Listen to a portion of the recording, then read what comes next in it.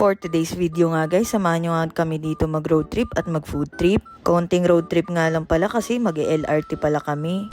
Si madam na nga yung pinagbayad ko dito guys. Pupunta nga kami ngayon sa Recto. 35 pesos nga yung pamasahe simula dito sa Marikina Station. Buti na nga lang maraming dalang coins to si madam. Kasi kung walang barya pipila pa kami ng napakahaba. Excited na nga ulit mag-commute si madam, hindi niya alam nakakapagod to, char. Iniwan na nga lang namin sa Robinsons Metro East ang aming sasakyan. At napag-isipan na nga namin mag-LRT na lang. Nung time kasi na to umuulan. At ako ayaw kong mag-drive sa Maynila. Pagkababa nga namin ng Recto naglakad na kami at didiretso kami sa aming sadya. Medyo nandidilim na rin kasi yung paningin ko kay madam, char. Dito nga ang aming sadya sa paggawaan ng salamin. Madalas na kasi ako masilaw sa yaman guys, char. Joke lang guys, madalas na kasi ako masilaw sa mga ilaw. Kaya nagpagawa muna kami dito ng salamin. Likan nga daw yung salamin guys, 1 to 2 hours. Kaya dumiretso muna kami dito sa Binondo. Sabi nga ni madam, gagawa daw kami ng vlog, Binondo food trip. Food trip nga daw guys, pero yung mga kinainan namin yung kinainan din namin last time. 20 pesos nga lang yung pamasahe dito sa e-trike. Dati kasi nilalakad lang namin to. Pero sabi ko nga kanina, umuulan ngayon kaya mahirap maglakad. Kahit nga umuulan wala nakapigil kay madam. Craving sanitize na naman siya dito guys. Di nga katagalan malapit na nga kami bumaba. Dito nga kami bumaba mismo sa Ying Ying Tea House. Second time na nga namin kumain dito ni madam. Kasi yung first time na kanain namin to kasama namin yung isa naming friend. Actually nag-vlog nga rin ako dito nun guys. Kung mapapansin nyo nga yung mga presyo nila dito, affordable lang. Kunwari nga dito namimili ako ng order. Pero yung totoo, papunta pa lang, alam ko na yung orderin ko guys. Pagka-order ko nga binigyan nga kami dito ng free na tea.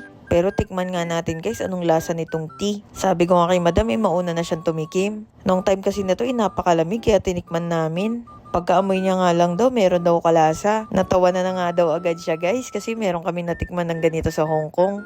Kaya nung hinigop niya guys, confirm nga daw. Sakto lang siyang pampainit guys. Unang dumating nga sa order namin, itong chicken feet. Tinikman na agad namin to ni madam guys. Sa aming dalawa nga guys, ako lang yung mahilig sa chicken feet.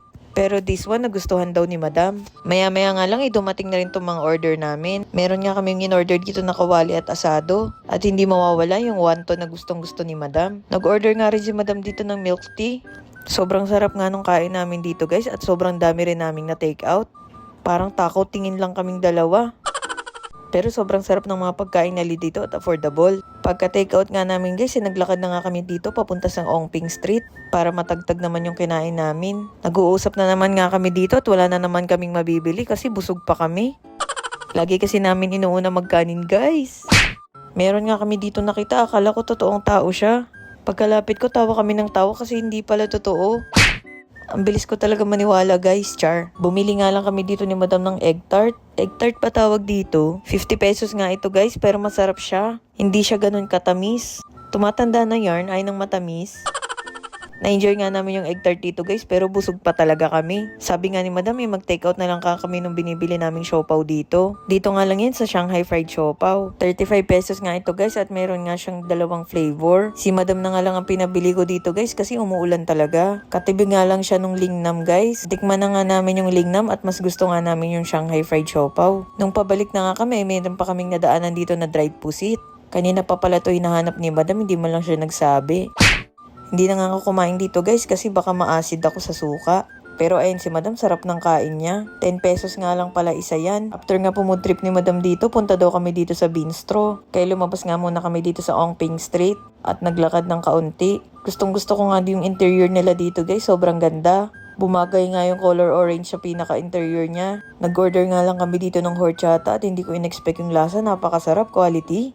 Sobrang sarap nga nito at hindi ko maitago ito sa mukha ko. Nagpahinga nga lang kami konti dito at nagpatuyo ng katawan. Binalikan na nga rin namin yung salamin na nakuha namin guys. Lang guys, salamat sa pagsama. Thank you for watching guys. Follow for more. Jumps Red out. Bye!